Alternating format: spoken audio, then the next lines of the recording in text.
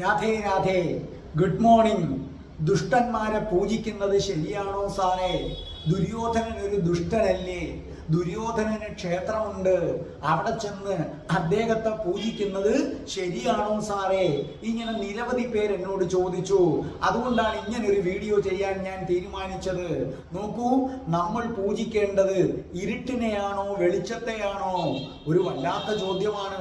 കാരണം ഇരുളില്ലെങ്കിൽ പിന്നെ വെളിച്ചത്തിന് പ്രസക്തി എന്താണ്? വെളിച്ചമില്ലെങ്കിൽ പിന്നെ ഇരുൾ എങ്ങനെയാണ് അറിയാൻ പറ്റുന്നത്? അപ്പൊ ശരിക്കും പറഞ്ഞാൽ വെളിച്ചം എന്തെന്നറിയണമെങ്കിൽ ഇരുൾ വേണം, ഇരുൾ എന്തെന്നറിയണമെങ്കിൽ വെളിച്ചം വേണം. ദൈവത്തെ ദൈവമാക്കുന്നത് ശരിക്കും നമ്മൾ ദുഷ്ടന്മാരെന്ന് പറയുന്നവരാണ്. കംസനും ദുര്യോധനനും ശകുനിയും ജരാസന്ധനും ഒക്കെ ഇല്ലെങ്കിൽ പിന്നെ എങ്ങനെയാണ് കൃഷ്ണൻ കൃഷ്ണനാകുന്നത്? പിന്നെ എങ്ങനെയാണ് ഒരു മഹാഭാരത യുദ്ധം നടക്കുന്നത്?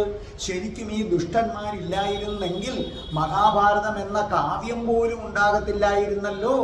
അതുപോലെ കൈകേയിയും ശൂർപ്പണകയും രാവണനും ഇല്ലെങ്കിൽ പിന്നെ രാമായണം എന്ന ഗ്രന്ഥത്തിന് എന്താണ് പ്രസക്തി? അപ്പൊ കൃഷ്ണനെ കൃഷ്ണനാക്കിയത് സ്വാത്വിക ഗുണമുള്ള രാധയും തമോ ഗുണമുള്ള കംസനും ആ ശിശുപാലനും ജരാസന്ധനും ഒക്കെ ചേർന്നത് കൊണ്ടാണ്. അതുകൊണ്ടാണ് ഭഗവാൻ കംസന് പോലും മോക്ഷം കൊടുത്തത്. രാമനെ രാമനാക്കിയത് സ്വാത്വിക ഗുണമുള്ള സീതയും ഹനുമാനും വിഭീഷണനും തമോ ഗുണവും രജോ ഗുണവും കൂടെ ഒന്നിച്ചു ചേർന്ന ആ രാവണനും അതേ കണക്ക് തന്നെ കൈകേയിയും ഒക്കെ ചേർന്നാണ്. സിനിമാ സംവിധായകൻ ഫാസിൽ ഒരിക്കൽ പറഞ്ഞിട്ടുണ്ട്, തന്റെ പുത്രനെ വെച്ച് ഫഹദ് ഫാസിലിനെ വെച്ചെടുത്ത ആദ്യത്തെ ചിത്രം അത് പൊളിഞ്ഞു പോയതിന്റെ ഒരു കാരണം അതിലൊരു വില്ലൻ ഇല്ലാത്തത് കൊണ്ടാണ്. ഒരു വില്ലൻ ഉണ്ടെങ്കിലേ നായകന് പ്രസക്തിയുള്ളൂ, ഒരു ദുഷ്ട കഥാപാത്രം ഉണ്ടെങ്കിലേ ദൈവത്തിന് പ്രസക്തിയുള്ളൂ. ദുഷ്ടനും ഈശ്വര സൃഷ്ടിയാണ്, അവന്റെ ഉള്ളിലിരിക്കുന്ന ആത്മാവും പരമാത്മാവിന്റെ അംശമാണ്.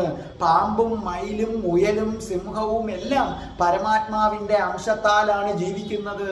അതിനാൽ ദുഷ്ടന്മാര് ഇന്ന ആൾക്കാർ ദുഷ്ടന്മാര്, ഇന്ന ആൾക്കാർ നല്ലവര് എന്ന് നമ്മുടെ ചെറിയ ബുദ്ധി കൊണ്ട് നമുക്ക് അളക്കാൻ കഴിയില്ല. അതുകൊണ്ട് അങ്ങനെ ഒന്നും അളക്കാതെ എല്ലാവരെയും സ്നേഹിക്കുക, എല്ലാവരെയും ബഹുമാനിക്കുക, എല്ലാവരെയും ആദരിക്കുക. നിങ്ങളെ സ്നേഹിക്കുന്നവരെ സ്നേഹിക്കാൻ നമുക്ക് എളുപ്പമാണ്. നമ്മളെ വെറുക്കുന്നവരെ, ദുഷ്ടന്മാരെ നിങ്ങൾക്ക് സ്നേഹിക്കാൻ കഴിയുമെങ്കിൽ അപ്പോൾ നിങ്ങൾ ദൈവത്തിന് തുല്യരായിട്ട് മാറും. അപ്പോൾ ഒരു ദുഷ്ടനെ നിങ്ങൾക്ക് സ്നേഹിക്കാൻ കഴിഞ്ഞാൽ, നിങ്ങളുടെ ശത്രുവിനെ സ്നേഹിക്കാൻ കഴിഞ്ഞാൽ നിങ്ങൾ ദൈവത്തിന്റെ അടുക്കലേക്ക് എത്തിക്കഴിഞ്ഞു. Good morning. രാധേ രാധേ. ഓ രാധേ രാധേ.